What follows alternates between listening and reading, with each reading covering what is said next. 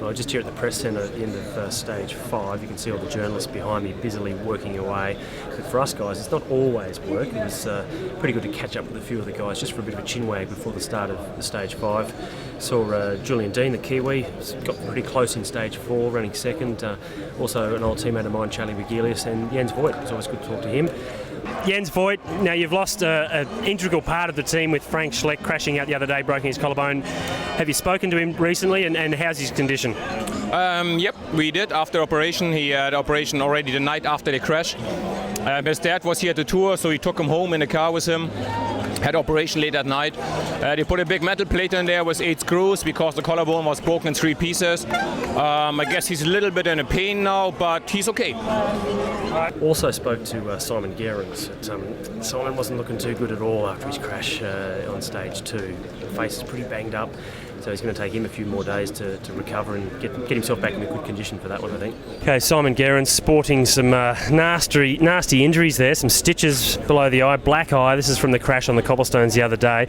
Rider etiquette's what we're talking about. Now, the day before the cobblestone stage, there was a bit of an unwritten rule, and Fabian Cancellara, slowed the peloton towards the end because riders had crashed. No one waited for you though on the cobbles after you crashed, mate.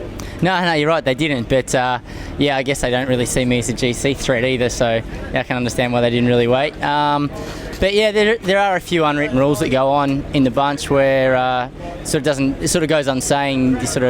You don't attack through a feed zone. If guys are stopping for a piss, the race generally settles down for a little while. Another one is coming to the finish. If there's lead-out trains going, you don't really see guys getting in the way or breaking up a lead-out train. Things like that carry on throughout the day.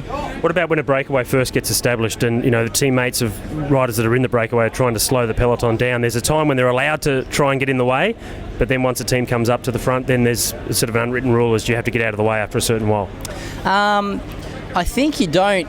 You kind of don't get in their way, really. You can sort of be up there, but if there's a team's chasing on the front, for example, too, another rule is, and you see this happen every now and then, a rider who has a teammate in the breakaway, they'll go up and just sit second wheel to disturb the chase, and that's a bit of a no-no as well, so that gives me the shits when that happens. It's a funny one, isn't it, because it kind of becomes, once enough members of that particular team come to the front, then it's okay, then you got to get out of the way. But while there's only 1 or 2 guys trying to bring the brake back, then you can kind of be up there and be annoying, can't you? Yeah, exactly, but like when the brake goes away, if you're going through a little village and the roads get a little bit tight, one of the best ways to give the brake a bit of time is if you sort of crowd towards the front and don't do a chase or anything like that, and it tends to slow the bunch down a little and give the breakaway an advantage.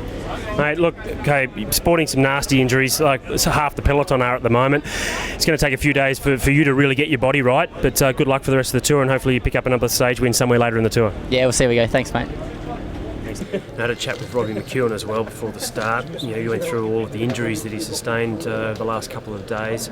Not feeling very good, and I've got to say that he's sprinting quite well considering.